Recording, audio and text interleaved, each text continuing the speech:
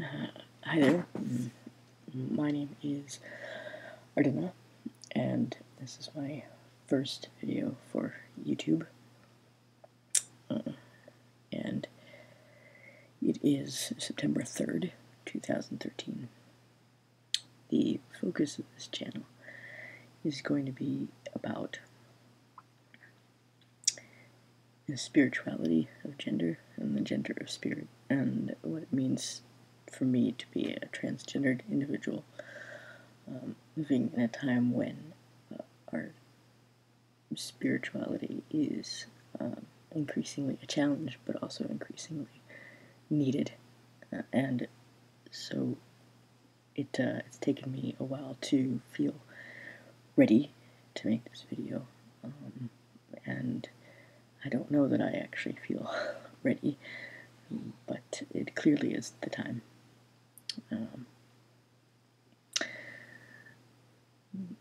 I began my transition February 2012, and that in itself was a very interesting threshold to arrive at.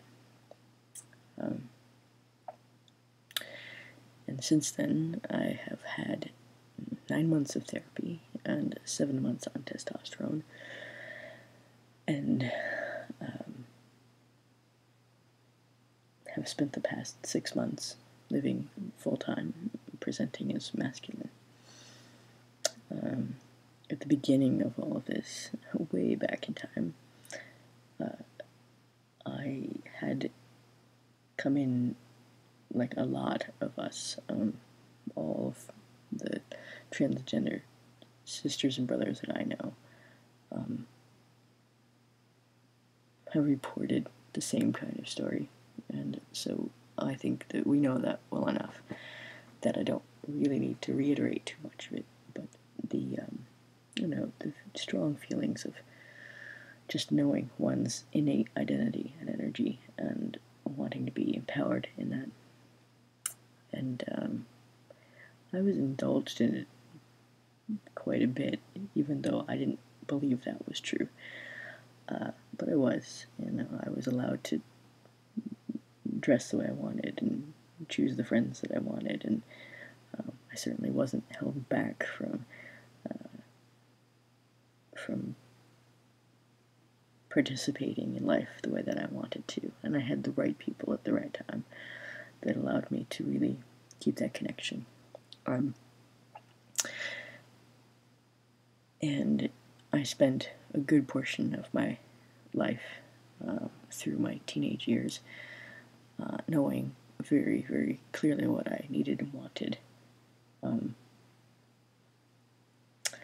when I arrived at my 18th birthday, right around that time, I actually made the declaration to my mom, who had raised me as a single mom, and wasn't quite sure exactly what to do with not only someone who was presenting themselves as transgendered at a time when that was a really terrifying thing to consider and confusing, but also someone who was deeply, deeply mystical, deeply spiritual. There really was no context for her to be able to deal with that. So her advice at the time was to try to convince me that I should wait.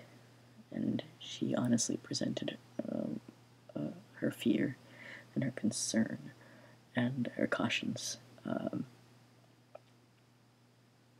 You may or may not be able to tell, thanks to the silver hair, but this body is 42. And so I came of age at the end of the 80s, and this was a scary time for a lot of different reasons. And she just kept telling me, wait, but if you're making a drastic choice, an irreversible choice, the wrong choice, it's expensive, it's dangerous, it's risky. Her fear for me, probably unspoken at the time, that I might meet with violence, or hatred, ignorance, all well-founded, but yeah, that was all something that I rebelled against and fought against, but several things happened to really make me reevaluate her message.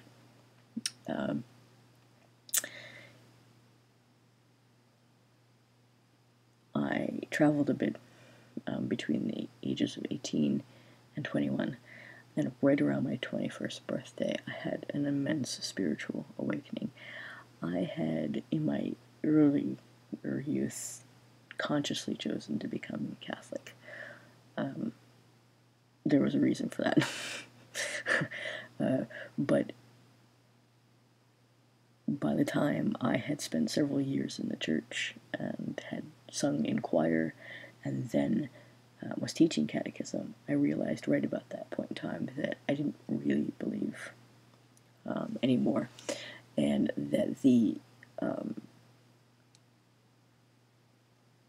dogma of the church and the way the church dealt with a variety of very human concerns, gender and sexuality among them, really alienated me, and I left. What that did for me was it brought me into a kind of seeking mode, and I dove very deeply into Native American spirituality and Celtic spirituality, which, these two forms are beautifully interwoven in their incredibly profound regard for the earth and for the natural world, and the celebration of that, and also helping us discover anew what our relationship is to the earth and her other children, and also what are our responsibilities to her and to them. So I went very deeply into those two traditions simultaneously, and after I had come back home, after traveling for some years, right around my 21st birthday, I went to Asquesani, which is the home of the Six Nations, the Iroquois Confederacy, which is the spiritual guardians of that place, are the Onondaga. And they facilitated at that time a sweat lodge ceremony that I participated in. And after that ceremony, I came back home. I was actually living with my mother for a while to try to figure out what my path was going to be. And I began having my first lucid dream experiences. And ever since then, I've been powerful dream journeyer, mostly lucid experiences, and receiving a tremendous amount of spiritual information, information from the Akashic records, past lifetimes, not just mine but others, and also patternings of the historical context. And I've journaled many of those things, and I've kept the records of many of those things, but whenever I have one of those experiences, they're really imprinted in me, and I don't really ever lose them.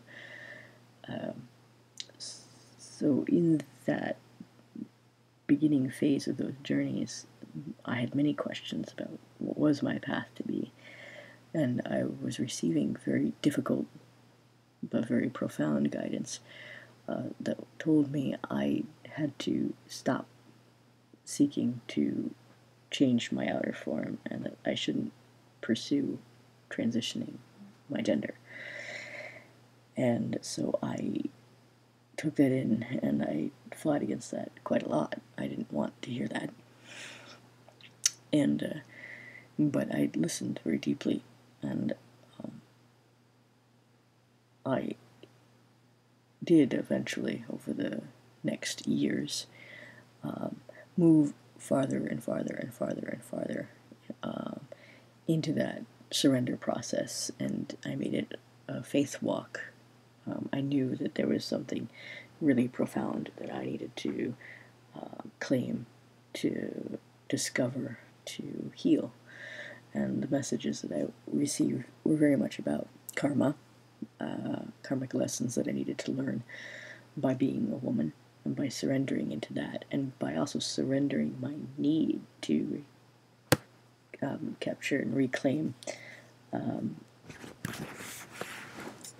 my inner masculine, and bringing it outward. Sorry about the camera glitch there for a moment. But since I'm streaming, I'm not going to disrupt the flow of the video. So thank you for bearing with the technical difficulties. So I heard that very deeply, and I felt it as profoundly true. I had a sense that somehow the kind of man that I had been in previous lifetimes, maybe all of them, but certainly in many of them, were ones in which I had been ignorant or cruel or possessive or violent. Somehow my masculine energies in relation to the feminine had been deeply distorted. And so that was a part of the lesson that I needed to heal by owning that karma, and learning from the inside out what that was. And so that was something I took very seriously and embraced that as fully as I possibly could. And then in that greater process, I also heard and received the message that there was a tremendous amount of wisdom that was going to be gained through the body's process of simply being a woman. What is it to bleed? What is it to hold a particular energy of the fertility of a woman? What is it to feel and think and process through that kind of body, and its connection to the earth and to the living being that I believe is the earth? What is it to be a kind of expansion of Gaia? What is that divine mother energy? What is the divine feminine energy? What is the very human feminine energy? And these were all things that I was missing and needed desperately to be able to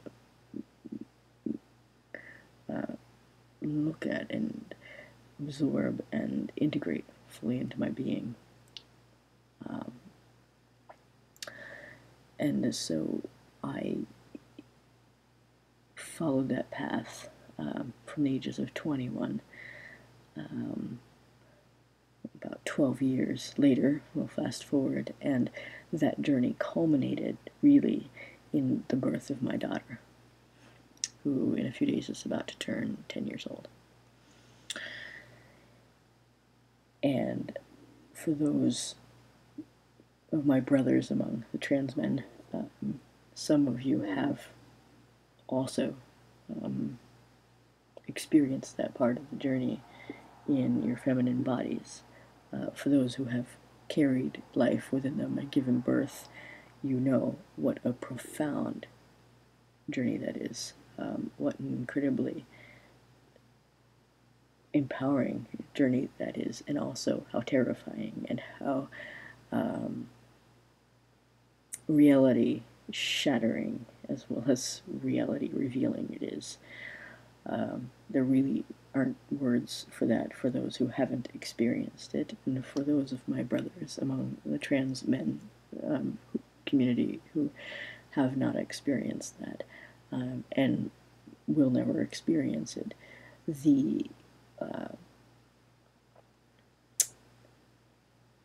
I honor the various paths that each of us takes through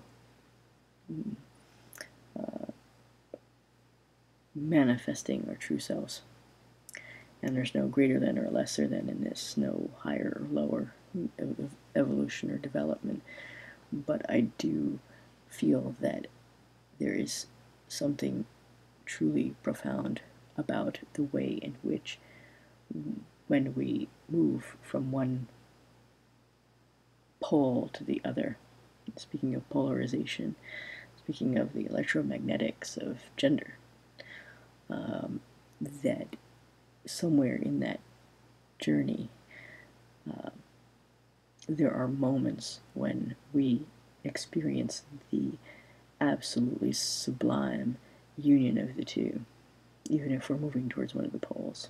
And I address this to my sisters,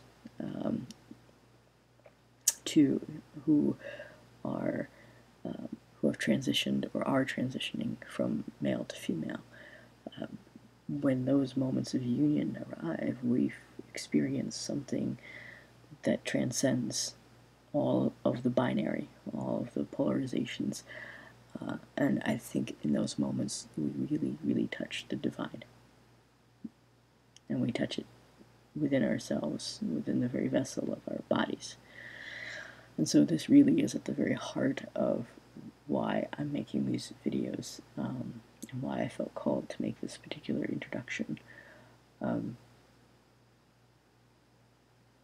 Interestingly, a few weeks before I made this video tonight, I gave my first public appearance in the town where I live, where I was born, where I spent some of my time growing up. So some of the people who are in the audience have known me most of my life, and others have known me for a few years, and others are complete strangers. It was a huge group of people. It was almost 200 people. And the lecture was on the spirit of gender and spirit. And that's really what I'm doing here, is to explore and talk about and open up for discussion something that I feel is missing a bit in the trans community, and really in our society. When we talk about, when we think about, when we hold the concept of gender, whether it's, no matter what the relationship is, ourselves to our own bodies and ourselves to one another and society, and how it holds the concept of what is masculinity, what is femininity, how do the masculine and the feminine relate to one another, how do each of the genders relate to their own, men relating to men and women relating to women is equally complicated, and sometimes even more so, because we're not striving to integrate the journey of the soul into the rest of it. And I believe at this point in time, in where we are as a society and as a species, as the human race, we need this desperately. And our voices are needed, no matter what the particular nuance of our journey is. But if it is primarily a spiritual one, the idea of being a soul that's having a human experience. Sometimes I joke about being a soul having a transgender experience, and that's true, but it is also why it is true matters more to me in the telling of the story.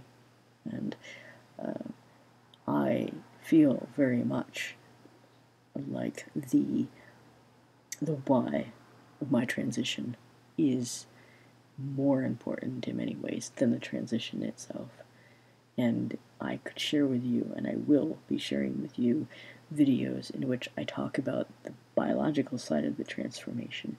But there are so many of our sisters and brothers that are already doing that, and it's profound, and it's beautiful, and it's needed, because I'll tell you, for those of you who've made those videos and posted them, there are many of us who wouldn't be here if it weren't for you.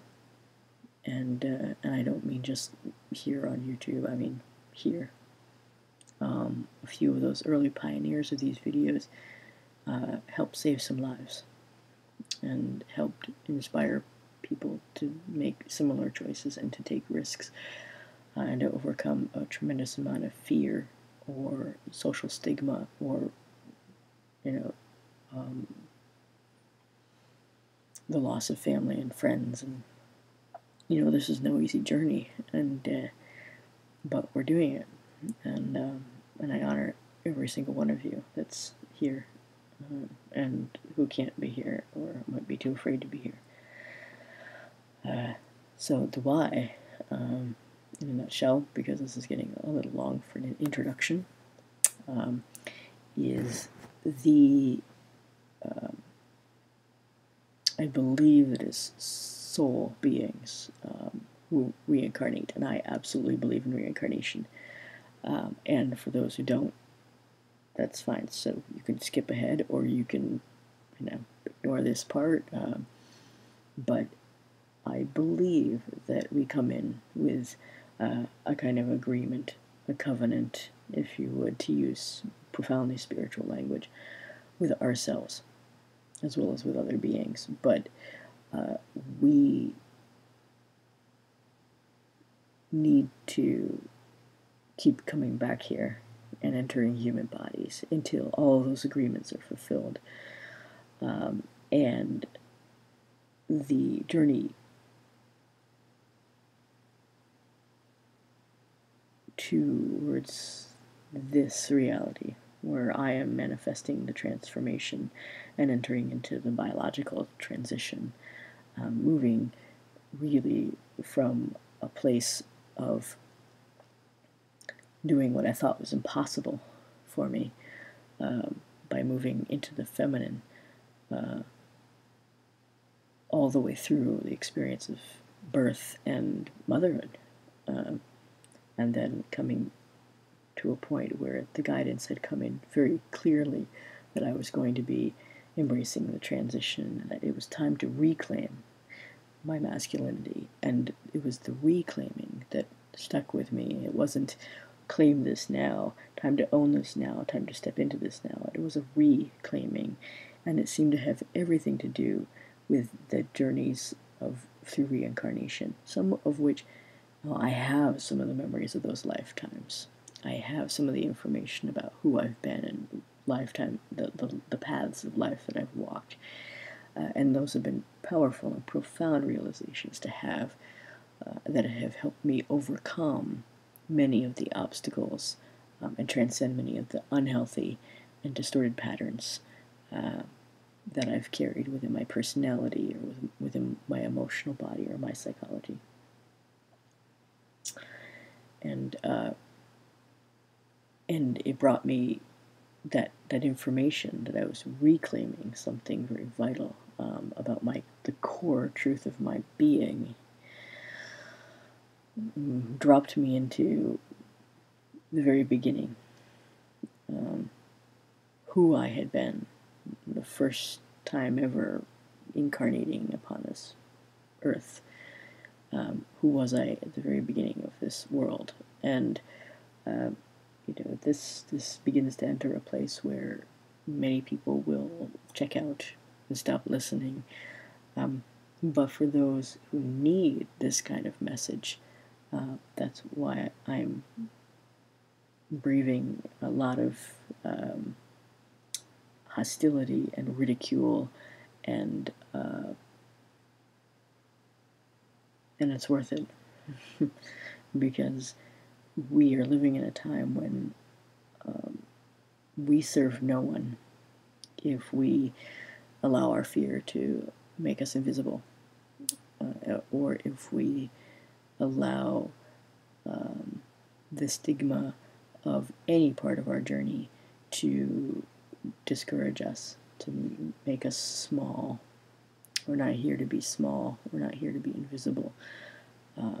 It's time for us, not simply as transgendered beings, but as human beings, and as part of a species that is waking up, part of a human arc of evolution, in which the collective consciousness is becoming awakened.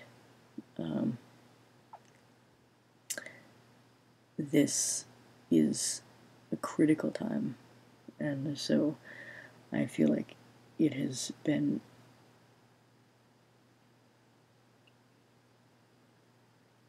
a kind of bell in my ear for some time that the voice that I can bring would be valuable, would be needed by some, and would be heard by some. And so I'm here to present that perspective, and there will be more of these messages, and I'm going to close this for now, and would encourage people, if they feel this resonates with them, to post comments, but I do ask that they are respectful, and if you feel inspired to leave hateful comments or negative or aggressive comments, they will be deleted and you will be reported. I don't have any tolerance for that. I do feel like it's important to honor voices that may be raised in disagreement or debate. And if it's respectful, I'm happy to read and to comment. So I will close this for now, and I hope that this has proved to be insightful and inspiring for some, and familiar for others, and